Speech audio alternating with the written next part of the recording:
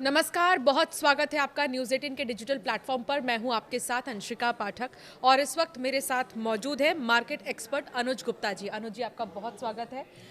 अनुज जी, क्योंकि मार्केट के बारे में हम बात कर रहे हैं और हर किसी की नज़र पिछले एक हफ्ते से गोल्ड एंड सिल्वर पर है।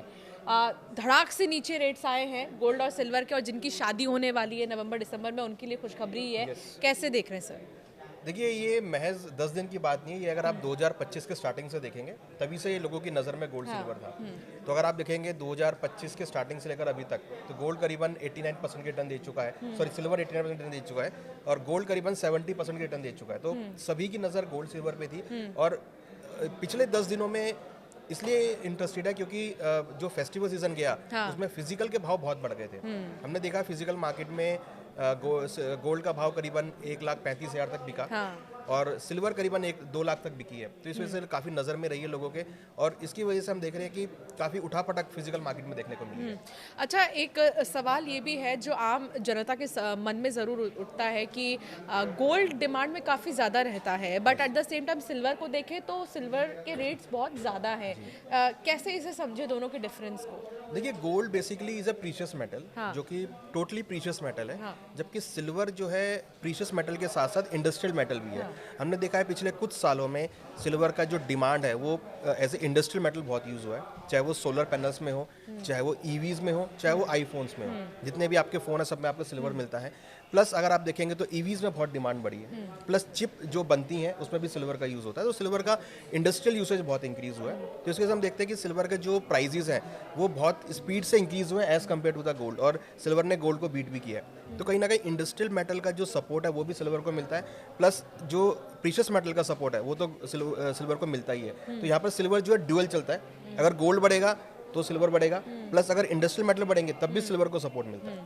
अच्छा, एक चीज़ तो यहाँ समझना होगा कि डिमांड जैसे ही किसी भी चीज़ की बढ़ती है वैसे ही उसका प्राइस भी उतना ही उछाल करता है। अभी हाल ही में त्यौहार भी थे और हर किसी को खरीदना था ज्वेलरी। बहुत सारे त्यौहार आए बीच में, अभी हम बात भी कर रहे थे करवा चौथ, धनतेरस, लेकिन फिर भी तब नहीं कम हुए जितना अब कम हुए रेट्स। देखिए, जनरली क्या होता है, फेस्टिवल जो दिवाली का त्यौहार है, इसमें लोग सिल्वर को एज ए ऑस्पिशियस के तौर पर परचेज करते हैं, पूजा के लिए यूज़ करते हैं, तो वो मैंडेटरी हो जाता है। तो ऐसे में क्या होता है, जनरली फिजिकल मार्केट में शॉर्टेज क्रिएट हो जाती है क्योंकि हर किसी को फिजिकल चाहिए। तो हमने देखा कि इस बार जो फिजिकल सिल्वर थी उसकी डिमांड बहुत बढ़ी एज़ कम्पेयर पिछले साल के मुकाबले, लोगों ने बहुत खरीदा। प्लस यहाँ पर ईटीएफ की डिमांड ने एक नया रोल प्ले किया। हालांकि पिछले सालों में हमने देखा ईटीएफ उतना नहीं था, बट इस टाइम अगर आप देखेंगे तो ईटीएफ ने बहुत ज़्यादा रोल प्ले किया, और ईटीएफ का अगर आप पूरा एयूएम देखेंगे दैट इज ऑलमोस्ट 40,000 करोड़ के आसपास एयूएम हो गया। तो मतलब बहुत बड़ा इन्वेस्टमेंट हो गया है सिल्वर ईटीएफ का। तो सिल्वर ईटीएफ की जितनी भी कंपनीज थी उनकी डिमांड यहाँ पर बढ़ती हुई नजर आई। तो उसकी वजह से हमने देखा कि उनकी डिमांड आने की वजह से सिल्वर जो है फिजिकल मार्केट में शॉर्टेज हो गई, जिसकी वजह से सिल्वर का फिजिकल प्राइस बहुत इंक्रीज हो गया। जनरली अगर हम देखेंगे तो सिल्वर का जो प्रीमियम होता है वो 5 से 6,000 रुपये रहता है, बट इस बार जो प्रीमियम है वो 30,000 तक बढ़ गया था। 30,000 मतलब एमसीएक्स का प्राइस प्लस 30,000 रुपये। तो उसकी वजह से हमने देखा कि फिजिकल मार्केट में सिल्वर बहुत इंक्रीज हुआ। अभी मौजूदा रेट्स सर गोल्ड के जो हैं उनमें अगर हम मेकिंग चार्जेस को भी ऐड कर दें एक मोटा मोटी, तो कहाँ तक रेट्स जाएंगे? देखिए, अभी हमें लगता है कि क्योंकि जो आपका फेस्टिवल सीजन है वो जा चुका है, उसका प्रीमियम डाइल्यूट हो रहा है, और कहीं ना कहीं हम देख रहे हैं कि लोग अब प्रॉफिट बुक कर रहे हैं। जिन्होंने लोअर लेवल पे खरीदा था वो बुक कर रहे हैं, या जिन ज्वेलर के पास गोल्ड निचले स्तरों पे था वो वहाँ पे बुक कर रहे हैं। प्लस अब क्योंकि यूएस के अंदर इंटरनेशनल मार्केट में फाइनेंशियल ईयर की क्लोजिंग होने वाली दिसंबर में, तो जितने भी आपके हेज फंड्स हैं, जितने भी इन्वेस्टमेंट फंड्स हैं, या असेट मैनेजमेंट कंपनीज हैं, वो अपने पोजीशन यहाँ पे बुक करेंगी। तो हम देख रहे हैं, हमें लगता है कि आने वाले 2 महीने काफ़ी कंसोलिडेट करेंगे, और आने वाले 2 महीनों में आपको कुछ गिरावट जो है यहाँ पर देखने को मिल सकती है। हालांकि हमने पिछले अगर हम बात करें 6 दिनों के अंदर गोल्ड में करीबन $500 की गिरावट आ चुकी है इंटरनेशनली, और सिल्वर के अंदर करीबन ऑलमोस्ट $9 से $10 की गिरावट आ चुकी है। तो गिरावट यहाँ पर बढ़ी हुई है, मगर हमें लगता है कि अभी कुछ और गिरावट यहाँ पर आ सकती है, क्योंकि 2 महीनों में कुछ ज़्यादा डिमांड नहीं है, कोई फेस्टिवल नहीं है। हाँ, शादी का सीज़न ज़रूर है जहाँ पर मुझे लगता है कि कुछ खरीदारी यहाँ पर आपको देखने को मिलेगी, मगर फिलहाल लग रहा है कि जो इन्वेस्टमेंट डिमांड है वो शायद यहाँ पर आपको कुछ नल होती हुई दिखाई देगी। सर, पहले के मुकाबले क्योंकि आप एक एक्सपर्ट हैं और आपने बहुत market up and down situations में भी देखा है, आपने कंपेयर भी किया होगा, क्या पहले के मुकाबले सोना खरीदना आसान हुआ है या मुश्किल हो गया है? आप इसको कैसे कंसिडर करेंगे? पहले जो आसानी से लोग मार्केट में जाते थे और सोच कर रखते थे कि हमें इस फेस्टिवल में ये चीज़ें खरीदनी है, तो अब लोग सोचना भी छोड़ दिए हैं। देखिए अगर हम बात करें प्राइस की तो डेफिनेटली महंगा तो हुआ है। इवन पिछले साल के मुकाबले इस साल में ही गोल्ड का भाव करीबन 70% महंगा हो गया है। और सबसे बड़ी बात क्या है कि प्राइस जो गोल्ड का फ्लक्चुएशन है वो इतना फास्ट है कि 1 घंटे में ही रेट बहुत चेंज हो जाते हैं। पहले क्या होता था कि आप घर से अगर आप चल रहे हैं तो आपको पता है कि ये रेट आपको मिलेगा, तो शॉप तक वो रेट मिलता था। बट अब ये कंफर्म नहीं है कि आप घर से कुछ और रेट सोच के चल रहे हैं, हो सकता है कि वहाँ तक जाते थे कुछ और चेंज हो जाए। तो ये थोड़ा चेंज हुआ है। हालांकि जो वेन्यूज़ हैं गोल्ड इन्वेस्टमेंट के बहुत सारे आ गए हैं। अब गोल्ड ETF के थ्रू आप ले सकते हैं, आप फिजिकल गोल्ड तो लेते ही थे, प्लस आप गोल्ड के अंदर ट्रेडिंग भी कर सकते हैं। अगर आप इक्विटी मार्केट में ट्रेडिंग कर रहे हैं निफ्टी या बैंक निफ्टी में, तो उसकी तरह भी आप ऑप्शंस में ट्रेडिंग कर सकते हैं गोल्ड की। प्लस आप सोवरेन गोल्ड बॉन्ड तो था ही मार्केट में, बट अब गोल्ड ETF के थ्रू, फिजिकल ETF के थ्रू, इवन डिजिटल गोल्ड के थ्रू भी आप खरीदारी कर सकते हैं। तो बहुत सारे एवेन्यूज़ आ गए हैं जिसकी वजह से डिमांड बहुत इंक्रीज़ हुई है। बट हाँ, प्राइस को लेके थोड़ा अनसर्टेन ज़रूर हुआ है क्योंकि प्राइस बहुत स्पीड से चेंज हो रहे हैं। डिमांड सप्लाई जो फैक्टर है वो यहाँ पे बहुत रोल प्ले कर रहा है। जैसा कि अभी आपने कहा कि अभी 2 महीने तो थोड़ा ऐसे ही रहने की उम्मीद है गोल्ड की रफ्तार को, लेकिन बीच में जो ड्रास्टिक हाई हुआ था गोल्ड, आपने बताया 1,30,000 के ऊपर चला गया था, उसके पीछे के क्या रीजन थे सर? क्योंकि कुछ लोग कंसिडर कर रहे हैं वॉर लाइक सिचुएशन जो अभी है, रशिया यूक्रेन, दूसरी तरफ डोनाल्ड ट्रंप का जो टैरिफ वॉर है, बहुत सारे रीजंस लोग जो कैलकुलेट कर रहे हैं। आप कैसे देखते हैं इसको? देखिए उसके पीछे एक रीज़न था कि US की गवर्नमेंट शटडाउन हुई थी। अभी 1 महीना पहले शटडाउन हुई थी और वो भी शटडाउन में चल रही है। प्लस यहाँ पर US का जो फेडरल रिजर्व है उन्होंने इंटरेस्ट रेट कट किए थे जी, जो कि अब आने वाली मीटिंग है वहाँ पर भी शायद इंटरेस्ट रेट कट करेंगे। तो ये बहुत करंट फैक्टर्स थे जिसकी वजह से गोल्ड के प्रीमियम इंक्रीज हो गया था। प्लस फेस्टिवल डिमांड, तो हमने देखा कि फेस्टिवल डिमांड के चलते US गवर्नमेंट जो है वो शटडाउन हुई, उसके चलते प्लस सेंट्रल बैंक से इंटरेस्ट रेट कट किए उसके चलते, तो ये 3 बड़े बड़े ऐसे फैक्टर हुए जिसकी वजह से गोल्ड के प्राइस बहुत जल्दी शूट अप हो गए।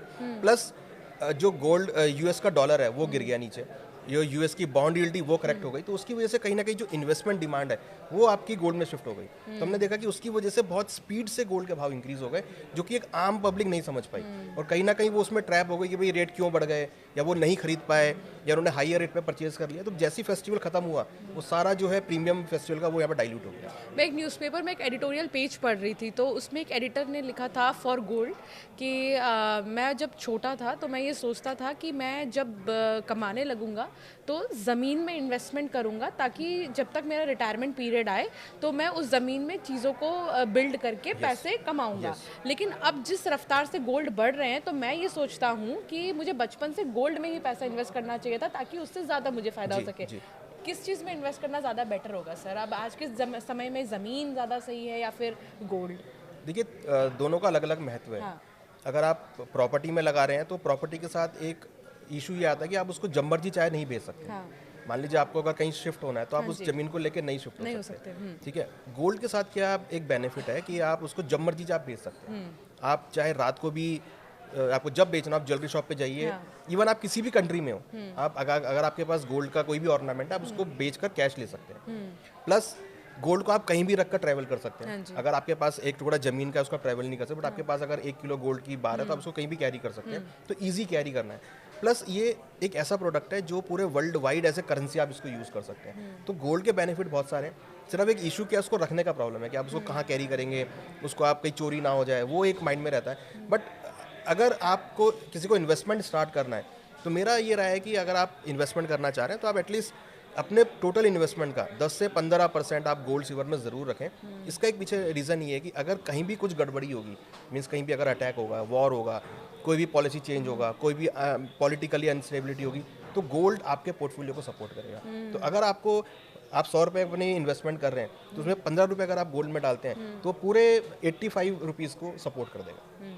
अच्छा सर, क्योंकि बात तो ये कि गोल्ड को हम कहीं भी इजीली कैरी कर सकते हैं और बेच सकते हैं, लेकिन कई बार ऐसा होता है कि हम अपने जो पर्सनल ज्वेलर्स है वहाँ से सामान खरीदते हैं, लेकिन जब तक हम उसे किसी ब्रांडेड जगह लेकर जाते हैं तो वहाँ प्राइस डिफरेंस आ जाता है। तो सवाल ये है कि हम अगर सोना खरीदें तो अपने लोकल ज्वेलरी वाले से खरीदें या फिर जाकर किसी ब्रांड से खरीदें?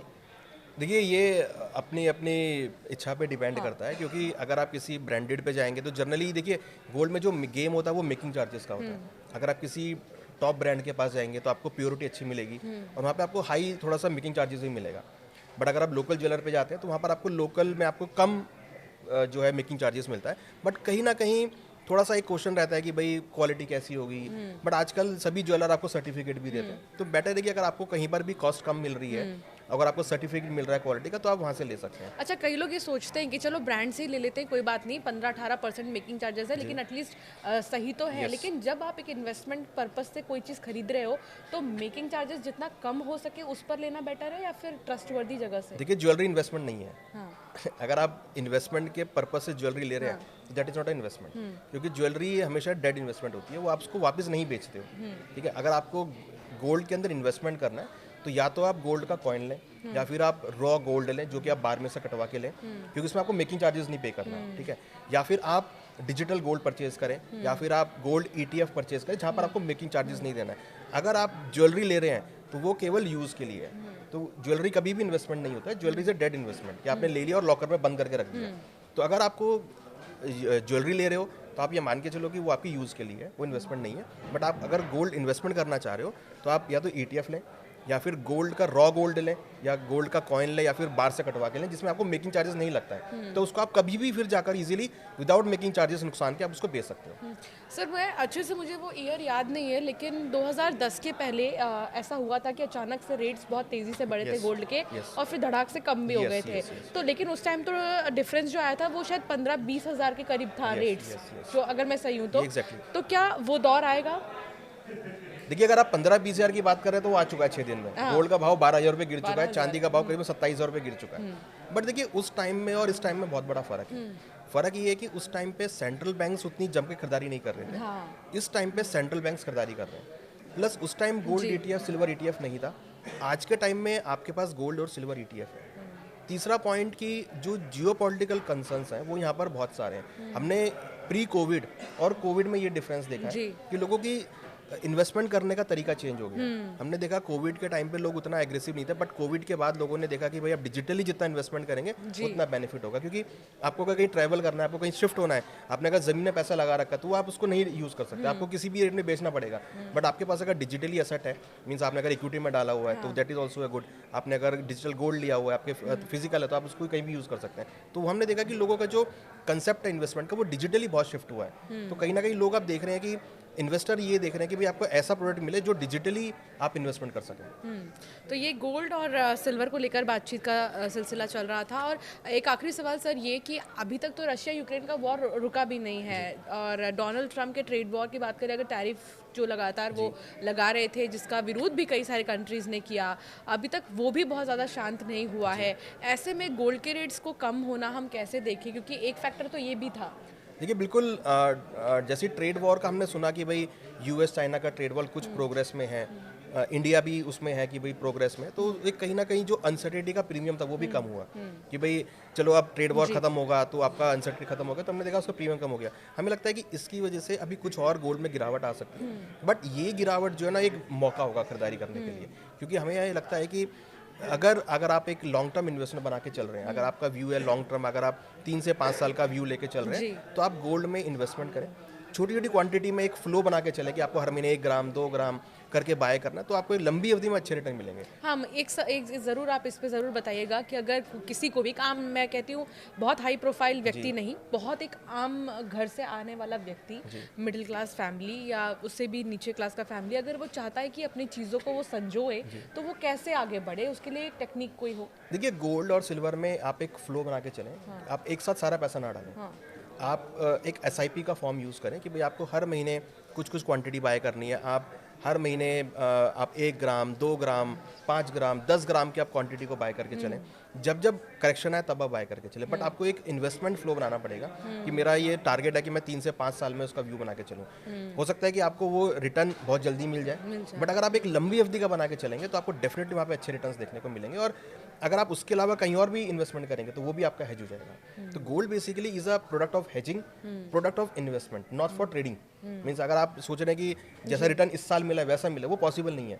बट ये कि अगर आप एक लॉन्ग टर्म लेके चलेंगे तो आपको अच्छे रिटर्न्स मिलेंगे। 9 कैरेट गोल्ड को लेकर बहुत पॉजिटिव साइंस आ रहे हैं, तो उसको कैसे देखा that is again part of jewellery. हाँ। अगर आप 9 कैरेट का गोल्ड ले रहे हैं तो आप ज्वेलरी ले रहे हैं बेसिकली। तो आप एक तो आपको सिर्फ 9 कैरेट का गोल्ड मिलेगा, ठीक है। उसके अंदर आपको 9 कैरेट की प्योरिटी ये मिलेगी। मिथ है लोगों के अंदर कि सोना तो सोना है, 18 कैरेट का लो, 22 कैरेट का लो, लेकिन एक तरह से हमने थोड़ा सा अच्छी जगह लगा दिया। देखिए 9 वो कैरेट तो क्या आप वर्थ इट है? 9 हाँ कैरेट। आप जो 9 कैरेट लेंगे आप उसकी पेमेंट भी उतनी करेंगे। हाँ। ठीक है, अगर आप 9 कैरेट की ज्वेलरी ले रहे हैं तो पेमेंट भी आपकी 9 कैरेट की पेमेंट होगी, तो उसमें कोई प्रॉब्लम नहीं है, वो भी आपका गोल्ड में इन्वेस्टमेंट है।